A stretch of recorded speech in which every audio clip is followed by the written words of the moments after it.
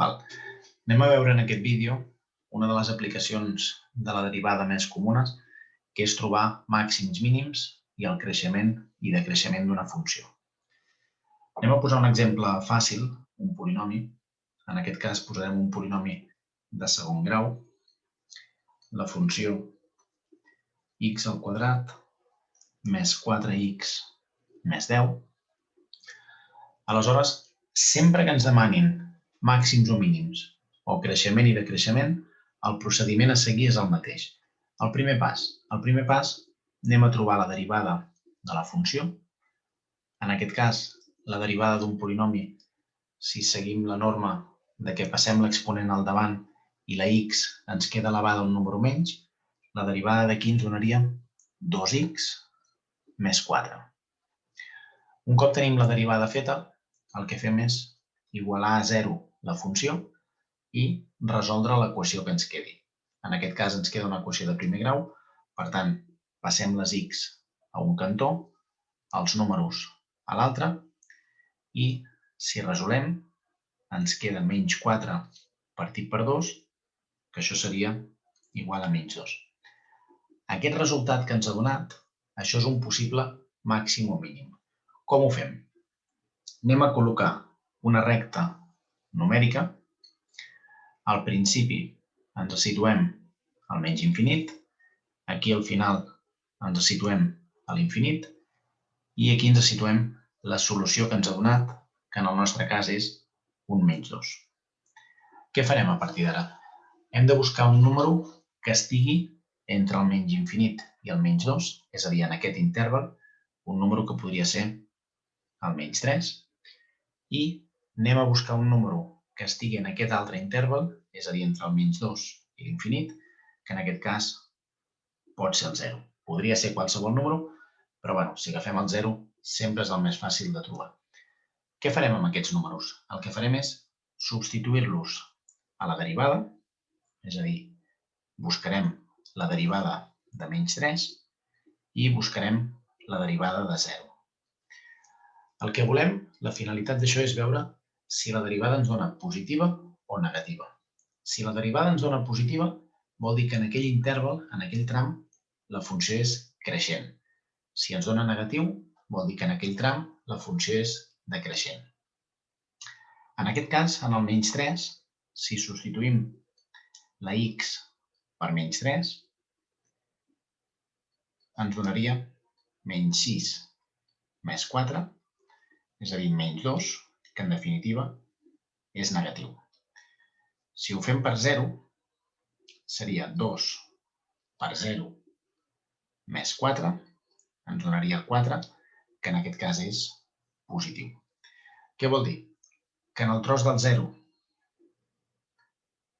ens dona positiu fins a l'infinit i en el tros del menys 3 ens dona negatiu des de menys infinit fins al menys 2. Aleshores, tot el tros que ens ha donat negatiu vol dir que la funció és decreixent i tot el tros que ens ha donat positiu vol dir que la funció és creixent.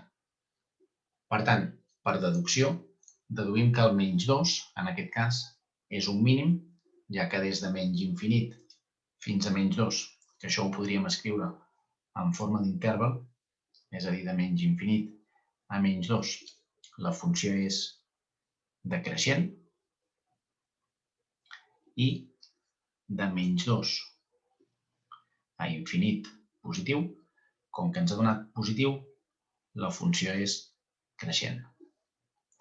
I aleshores, en x igual a menys 2, diríem que en aquest cas hi ha un mínim.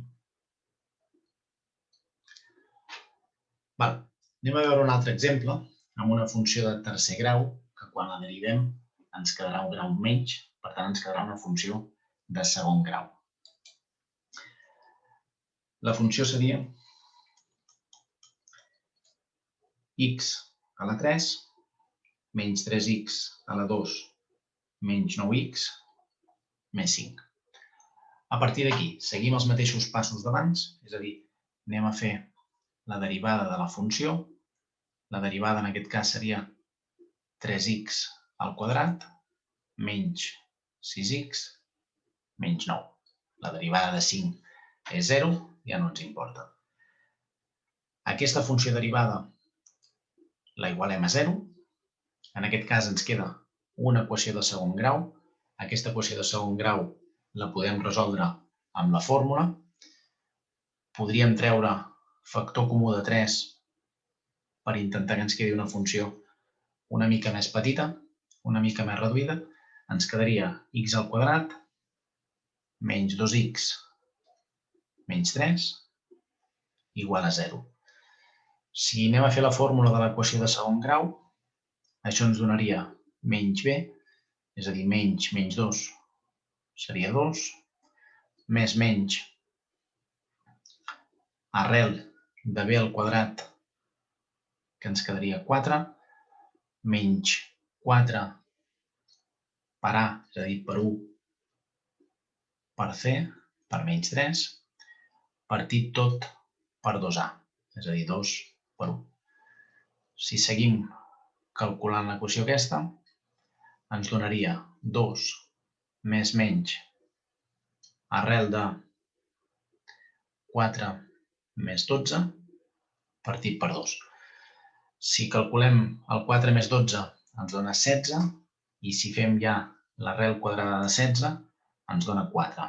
Per tant, 2 més menys 4 partit per 2 i d'aquí ens sortirien les dues solucions, una calculant amb el més, 2 més 4, 6, entre 2, 3, i 2 menys 4 menys 2, entre 2 menys 1. En aquest cas ens ha donat dues solucions que farem el mateix d'abans, és a dir, col·locarem una recta numèrica, al principi col·locarem el menys infinit, aquí al final col·locarem l'infinit i, en aquest cas, aquí entremig, col·locarem les dues solucions que ens ha donat, el menys 1 i el 3.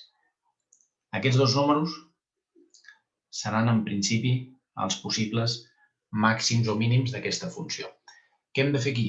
El que hem de fer és buscar números de cada un dels intervals que ens ha donat. És a dir, aquí podem agafar el menys 2, aquí podem agafar el 0 i aquí podem agafar, per exemple, el 4. La finalitat és la mateixa d'abans, és a dir, veure si la derivada substituïda per aquests números ens dona positiu o negatiu. Si anem a calcular la derivada de menys 2,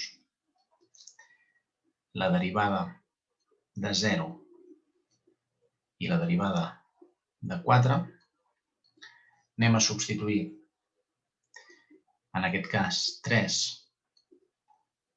per menys 2 al quadrat, menys 6 per menys 2, menys 9. En aquest cas ens donaria menys 2 al quadrat, 4 per 3, 12, positiu. Menys 6 per menys 2 també ens donaria 12, positiu. I el menys 9 quedaria igual. 12 més 12 menys 9, això ens dona positiu, que és el que dèiem abans. En definitiva, el que ens importa és si dona positiu o negatiu per veure si la funció creix o decreix. En el 0 ens donaria 3 per 0 al quadrat menys 6 per 0 menys 9, és a dir, ens acabaria donant negatiu, ens donaria el menys 9. I en el 4, la derivada substituïda per 4, ens quedaria 3 per 4 al quadrat, menys 6 per 4, menys 9. En aquest cas, 4 al quadrat, 16 per 3, 48. 6 per 4, 24 en negatiu i el menys 9. I això ens torna a donar un altre cop un número positiu. Què vol dir això? Que l'interval de menys infinit a menys 1 ens dona positiu. A l'interval de menys 1 a 3, que és el que hem calculat amb el 0, ens dona negatiu. I el que està de 3 a infinit, que és el que hem calculat amb el 4, ens dona positiu.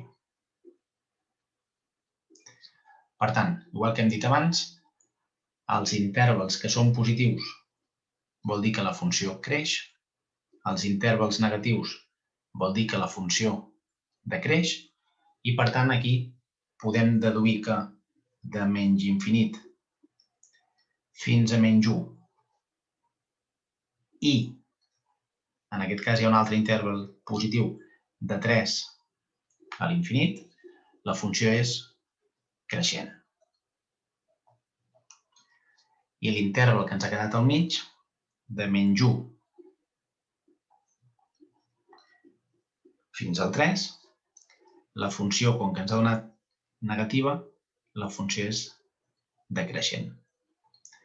A més, deduïm que en x igual a menys 1 hi ha un màxim i en x igual a 3 hi ha un mínim, ja que la funció ve de decréixer a la seva esquerra.